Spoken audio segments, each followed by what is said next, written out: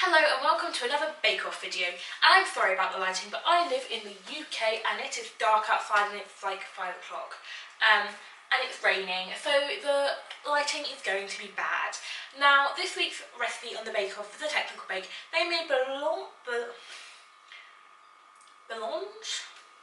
You know what I mean, you saw it. The pink wibbly wobbly like panna cotta jelly type thing. I'm not doing that. A, I don't have room to freeze and fridge that in my freezer and fridge, they're full. B, I don't like blancmange. I know, like, Paul was like, I don't like blancmange, but I really like this. I can't be bothered. And 3, the other one was 2, I'm not sure, whatever number I'm on. I live as a vegetarian and I can't eat all the bakes, so I need to partner with other people, so I'm going to make something at least she can eat.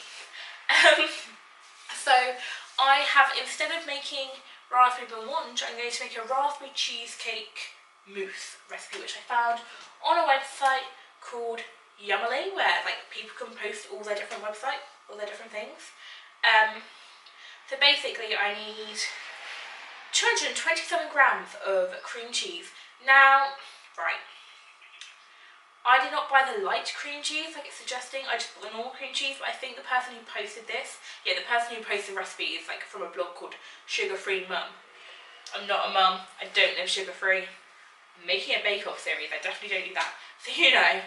And then it's got a teaspoon of like sweetener, well I'm just going to do the icing sugar. That's a sweetener, it's just also a sugar sweetener. And then 156 grams of raspberries frozen and formed and drained. I actually have fresh raspberries. Living that student life. And then 223 millilitres of heavy cream. I just want that with double cream that you whip. And 1 teaspoon of vanilla extract. I don't have vanilla extract, it's expensive. You're going to taste the raspberries, not the vanilla anyway. At least that's what I'm telling myself. And I'm going to start off with that, and then I'm going to make the langue de chat, or cat's tongue, while it's like firming up. So, where are the directions? Right, so the first thing I need to do is in a standing mixer. Haha, don't have one of those. But we did buy a whisk for the recipe a couple of weeks ago, so I have one of those. Cream the cream cheese until smooth in texture. Cream cheese it already is. Add the raspberries and blend until combined. Pour in heavy cream into the cream cheese and blend on high until become the whipped texture. Once whipped, add the vanilla extract and sugar. Make 3 cups in total. Right, I'm going to change this recipe up a little bit because I reckon if I add the raspberries in first, I'm just going to get very like pinkness. So I'm going to whip the cream cheese and then the cream in together. Then kind of stir in, because I'm using fresh raspberries, I know they're kind of going to break up a lot easier with the sugar. So, let's get to it. So, the other day I found out that my friend who lives with us has a set of scales. It's really cute, it kind of folds out. I no longer need to buy scales. We now have cups and scales. Look at us go. We are at 227 grams of cream cheese exactly. I actually don't really understand why I have to whisk cream cheese, it's like creamed. I don't know if that doesn't make sense to you, I don't know.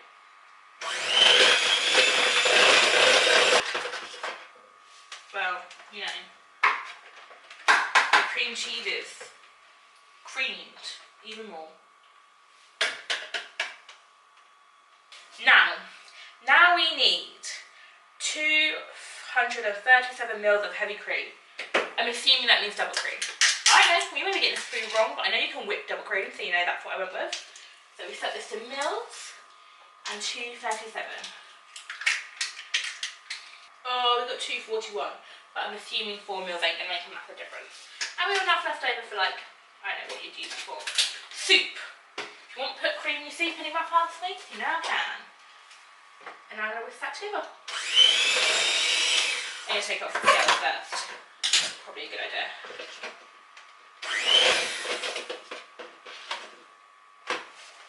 So, can you see that? I've kind of got like soft peak of like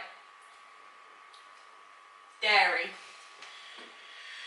But yeah, that's all kind of like the right texture. It's quite heavy, but I guess it's like supposed to be sort of like a cheesecake as well. Next I've got raspberries to add. Now the recipe says, how did it say? 157 grams of raspberries frozen and poured. Now I don't know how many actually in my packet. This is 150 grams exactly. So I'm just going to wash these and break them up into little bits and then pop them in. So I'm going to add my icing sugar or powder sugar, whatever you want to call it. And then I'm just going to add like, maybe like a tablespoon of that. And then I'm just going to mix it round by hand with a spoon. Icing sugar is found. I'm not measuring.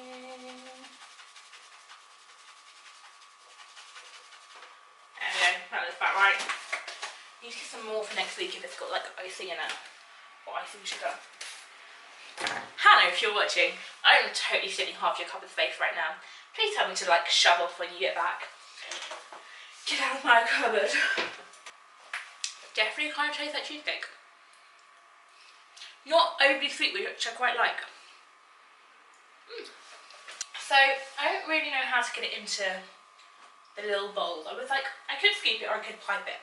Now my concern with piping is that I'm going to lose some of the, like, if you look at the moment, I've kind of got like raspberry areas, pink areas and white areas. I think I might lose that if I put it in piping bags, but I also reckon that like I've got enough of the white that I should be able to get past it. So we're going to pipe it. So, if you watched my anti-homeware haul, you would have seen these already. Now originally the plan was to use these for jewellery, but I reckon they'd go really well in this. So I've got these little bowls which I'm going to pipe this into.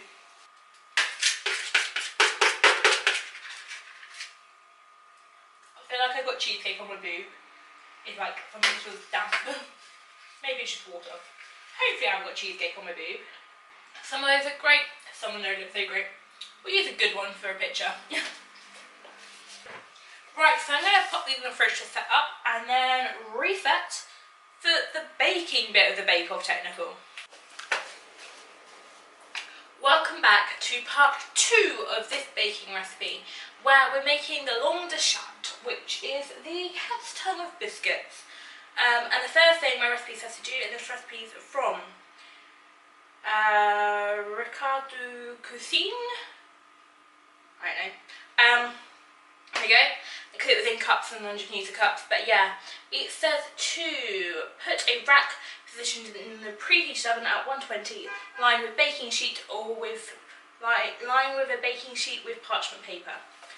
I don't own baking paper or parchment paper, whatever you want to call it. I have ordered a silicone sheet to do baking videos with, but it's not turned up yet. So what I've done is I've lined a baking tray with tin foil and I've sprayed it with some like cooking oil, and hopefully that will kind of grease it enough. I guess they want you to preheat the tray with it. So I'm going to put the tray in the oven to heat up while I'm doing the rest of the baking. And be very careful when I take it out, because I've done that before. You take a tray out of the oven and you forget it's hot because it's not in the oven. They do cool down pretty quickly though.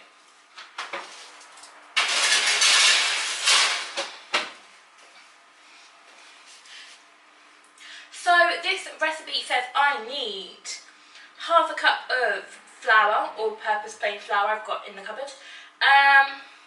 1 1/4 teaspoon of salt, that's fine. 1 cup of unsalted butter softened. I'm going to skip adding the salt and use salted butter because that's all I have, and I just have enough. Like literally, it also says 60 ml, so I just put it on the scale, then found out like I have 104 ml, so I'm okay. I thought I had some baking block. Apparently, I don't have any baking blocks left.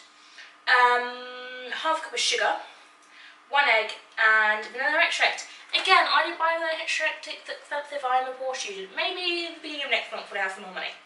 So I put the baking tray in. Next thing I need to do is cream together the butter and sugar with a whisk. So actually that implies I need to dry up that bowl and whisk. Give me a minute. like I was saying, I find when you put butter in cups, it's the right pain kind of scooping it out again and getting it to work. But I know they want 60 mils according to the recipe. So you're just going to stick it on scale and pop it into there with 60 mils. Cool. So those things are mixed together. I can speak today. And I think the next thing I need to do is add an egg. Let me check. It says till light and fluffy. This is just like crumbly at the moment. Hopefully once I add an egg, it'll become light and fluffy. Yeah, add an egg. Beat for 2 minutes straight. So I'm assuming this is right without getting my whisk everywhere. Just kind of looks like that. Like, very well creamed together cake mixture, just not a lot of it. This does feel a bit like making a cake because I've got butter, sugar, egg and now flour, but the flour's not self-raising, which I think is the difference. How much flour do I need? Let's look this up. I need half a cup of all-purpose flour and beat with an electric whisker. And that's what I'm going to do for the next however long it takes for it to all incorporate. So yeah. This is the mixture I'm left with. Hang on. There you go. It's kind of like a very, very, very thick cake batter. Proper like holding on and dolloping kind of cupcake. Very thick cupcake kind of batter. I don't know what to describe it as. I don't know. It's kind of more firm than like whipped cream, but it's kind of like holding its peaks like that. So now I am going to pipe it into long bits onto that baking tray.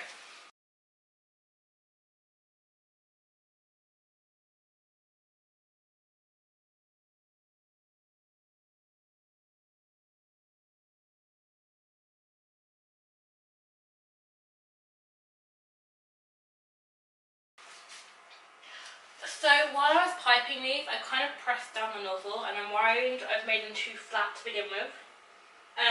Where's some oven gloves? I'll show you.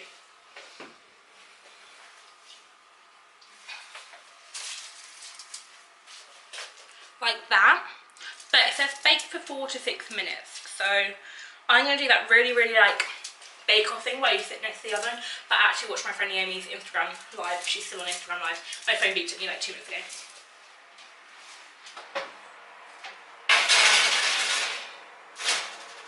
That's 4 to 6 minutes. So I'm going to put 4 minutes on the timer and see. We've still got so much mix left, so I feel like I'm going to end up with loads of these. I might have to do slightly longer ones. But we'll see how that goes. But so I was going to show you me getting these out of the oven, but I was watching an Instagram story of a very cool room tour. You know who you are. So this is what they look like. I reckon I need to do them a little bit longer and then places a little bit thinner. But I'm going to leave them on here to cool because I think they're a little bit like macarons, so if you try and take them off straight away they're just going to stick and break. So I'm going to cool them on here. And also this way I can just like also do the chocolate on here. It's already greased, so I might as well. And I'm going to line another tray and try and find my tin foil because I use Beth, but if I don't use a lot of tin foil I should use my cheap one. So you can't really tell from over here, but in the oven there are the cat's tongues. Long to shut. However, they're not very long. In comparison, they've just kind of massively spread in a huge way to put more mix in these ones. So maybe the first batch were best. So yeah, they need another 3-4 minutes. I just thought I'd update you.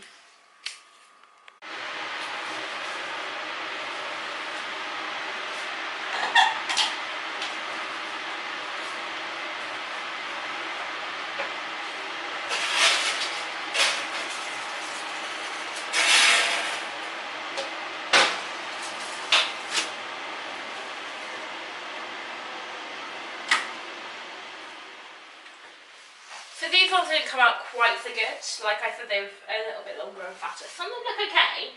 I reckon the thing is that just proportionately they're too fat. Or I put more mixture in and the first ones actually look a little bit better. And maybe like where I did length, it just kind of went plur instead of plur. Plur instead of plur. I don't know why anyone watches these. These are so useless. I'm going to take it off the tray so that will cool it quicker. But leave it on the tin foil like I did the other ones. And now they dipped it in like green white chocolate and then just white chocolate. I wasn't buying green food colouring. I am a student. So what I've done instead is I've just got some white chocolate and I'm just going to do some drizzling. Now, I really wanted something sweet before I started this video. So I did take a row of white chocolate. Which doesn't seem like you're going to need a lot. So what I'm going to do is what I normally do with one of these packets, is because it's fully sealed the whole way around, is break it up inside and pop it in some boiling water, which is why I've boiled the kettle, and I'll pour it into a mug, and it will just melt itself down with no need of like bain-marie or microwave, and because the water's no longer boiling, it's not too hot that you burn it. So what I'm going to do is instead is do that in a piping bag and hope that works. So we're back and we have the white chocolate, and I'm just going to snip like the tiniest little point off. It's fully melted now inside. And I'm just going to run it back and forth. I also like lifted these ones up and maybe lost one in the process, which was tasted quite nice. You always have a casualty in baking. All casualties on food. See, perfect amount of white chocolate. I've probably lost nearly half of it in just the fact that it's now on tin foil instead. Now, I think they probably put these in the fridge to set, but I have mousse in the fridge to set, and like a week's, like 3-4 people's worth of week's food of food shopping. But I am going to try one of these while it's not set because I am hungry. Looks really pretty actually. So it's been like half an hour. I know they've not set, and here's the thing: white chocolate takes so long to set. Even like these tiny little drizzles will probably take a good 2-3 hours. Not in like a fridge when it's quite not warm in this house, but it's like not cold either. So what I'm going to do is I'm going to stick them on a plate, pick the best few, and take my Instagram photos, mainly so I can just chill out. It's a Saturday evening. How else do you want your plates? You're all going to share everything. At least I hope that's what the consensus is, because that's what I've been doing when it comes to baking. Right.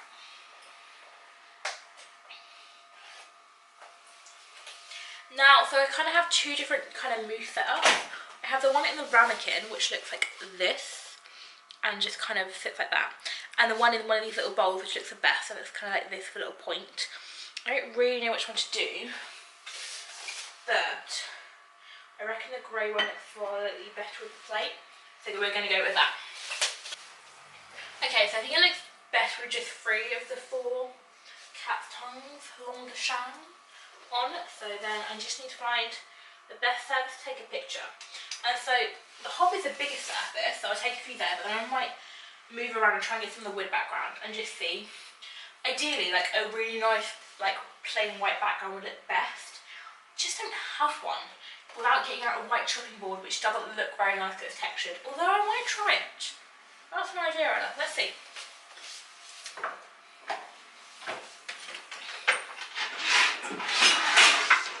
Could I get away with doing that white?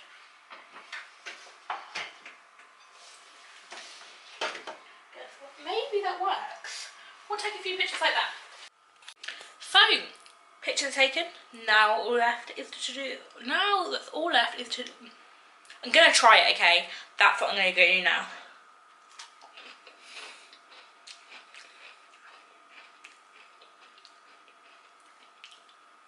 Tastes a bit like a cheesecake, but really good. I'm much happier with baking this than if I'd done a blancmange. I think I would have like not enjoyed it. But it tastes good. The cream cheese mousse is really yummy. And now I'm going to put my tripod away, chill out, and watch some of this watching Strictly. So yeah, thank you for watching. If I remember to, I will put up some more of my baking videos on the screen. If I forget to, go look in like my channel, they're all there. And yeah, I really hope you enjoyed this video. I need to clean my camera, there's something on it. But yeah, I will try and do next week if I have time. It's getting busier now with uni. Anyway, thanks for watching. See you soon.